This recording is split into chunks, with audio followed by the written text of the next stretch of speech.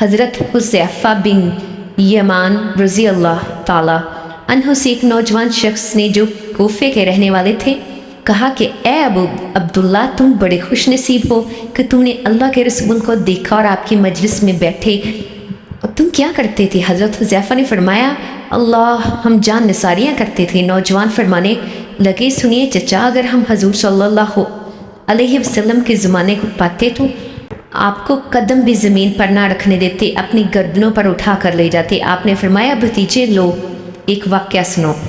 جنگ خندق کے موقع پر رسول اللہ صلی اللہ علیہ وسلم بڑی رات تک نماز پڑھتے رہے۔ فارغ ہو کر دریافت فرمایا کوئی ہے جو جا کر لشکر کفار کی خبر لا دے؟ اللہ کے نبی اس سے شرط کرتے ہیں کہ وہ جنت میں داخل ہوگا۔ کوئی کھڑا نہ ہوا کیونکہ خوف، بھوک اور سردی کی انتہا تھی۔ پھر آپ دیر تک نماز پڑھتے رہے۔ پھر فرمایا کوئی جا کر یہ خبر لا دے گا کہ مخالفین نے کیا کیا؟ اللہ تعالیٰ کے رسول اسے مطمئن کرتے ہیں کہ وہ ضرور واپس آئے گا، اور میری دعا ہے کہ اللہ تعالیٰ اسے جنت میں میرا رفیق کرے۔ اب کی بھی کوئی نہ کھڑا ہوا، اور کھڑا ہوتا بھی کیسے؟ بھوک کے مارے پیٹ کمر سے لگ رہا تھا، سردی کے مارے دانت سے دانت بج رہا تھا، خوف کے مارے پتے پانی ہو رہے تھے۔ بلاخر میرا نام لے کر سردار رسول نے آواز دی۔ اب تو مجھے کھڑا ہونے کا کوئی چارہ ہی نہ تھا۔ فرمانے لگے حذیفہ جا اور دیکھ کہ وہ اس وقت کیا کر رہے ہیں۔ دیکھ جب تک میرے پاس واپس نہ پہنچ کوئی نیا کام نہ کرنا۔ میں نے بہت خوب کہہ کر اپنی راہ لی اور جرت کے ساتھ مشرقوں میں گھس گیا۔ وہاں جا کر عجیب حال دیکھا کہ دکھائی نہ دینے والے خدا تعالیٰ کے لشکر اپنا کام پھتی سے کر رہے تھے۔ چنوں پر سے دیگیں ہوا نے الٹا دی، خیموں کی چوبیں اکھڑ گئی، آگ جلا نہیں سکتے، کوئی چیز اپنے ٹھکانے نہیں رہی۔ اسی وقت ابو سفیان کھڑا ہوا اور با آواز بلند منادی کی کہ اے قریشیو، اپنے ساتھی سے ہوشیار ہو، جو اپنے ساتھی کو دیکھ بھال لو، ایسا نہ ہو کوئی غیر کھڑا ہو۔ میں نے یہ سنتے ہی میرے پاس جو قریشی جوان تھا اس کا ہاتھ پکڑ لیا اور اس سے پوچھا تو کون ہے؟ اس نے کہا میں فلاں بن فلاں ہوں۔ میں نے کہا اب ہوشیار رہنا۔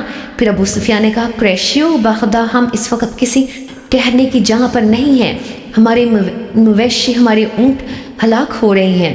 بنو قریظہ نے ہم سے وعدہ خلافی کی، اس نے ہمیں بڑی تکلیف پہنچائی، پھر کس ہوا نے ہمیں پریشان کر رکھا ہے۔ ہم پکا کھا نہیں سکتے، آگ تک جلا نہیں سکتے، خیمے ڈیرے ٹھہر نہیں سکتے۔ میں تو تنگ آ گیا ہوں۔ میں نے ارادہ کر لیا ہے کہ واپس جاؤ، بس میں تم سے سب کو حکم دیتا ہوں کہ واپس چلو۔ اتنا کہتے ہی اپنے اونٹ پر جو زانو بندہ ہوا بیٹھا تھا چڑھ گیا اور اسے مارا۔ وہ 3 پاؤں سے ہی کھڑا ہو گیا، پھر اس کا پاؤں کھولا۔ اس وقت ایسا اچھا موقع تھا کہ اگر میں چاہتا تو ایک تیر ہی میں ابو سفیان کا کام تمام کر دیتا، لیکن رسول اللہ صلی اللہ علیہ وسلم نے مجھ سے فرما دیا تھا کہ کوئی نیا کام نہ کرنا، اس لیے میں نے اپنا دل کو روک لیا۔ اب میں واپس لوٹا اور اپنے لشکر میں آ گیا۔ جب میں پہنچا تو میں نے دیکھا کہ رسول اللہ صلی اللہ علیہ وسلم ایک چادر لپیٹے ہیں جو آپ کی کسی بیوی صاحبہ کی تھی، نماز میں مشغول ہیں۔ آپ نے مجھے دیکھ کر اپنے دونوں پیروں کے درمیان بٹھا لیا اور چادر مجھے بھی اڑا دی۔ پھر رکوع سجدہ کیا اور میں وہیں چادر اوڑے بیٹھا رہا۔ جب آپ فارغ ہوئے تو میں نے سارا واقعہ بیان کیا۔ قریشیوں کے واپس جانے کی خبر قبیلہ غطفان کو پہنچی تو انہوں نے بھی سامان باندھا اور واپس لوٹ گئے۔ اور روایت ہے کہ حضرت حذیفہ فرماتے ہیں جب میں چلا تو باوجود کڑاکے کی سخت سردی کے قسم خدا کی مجھے یہ معلوم ہوتا تھا کہ گویا میں کسی گرم حمام میں ہوں۔ اس وقت ابو سفیان آگ سلگائی تاپ رہا تھا۔ میں نے اسے دیکھ کر پہچان کر اپنا تیر کمان میں چڑھا لیا اور چاہتا ہی تھا کہ چلا دوں۔ وہ بالکل زد میں تھا، ناممکن تھا کہ میرا نشانہ کھا جائے، لیکن مجھے رسول خدا صلی اللہ علیہ وسلم کا یہ فرمان یاد آ گیا، کوئی ایسی حرکت نہ کرنا کہ وہ چپنے ہو کر بھڑک جائیں۔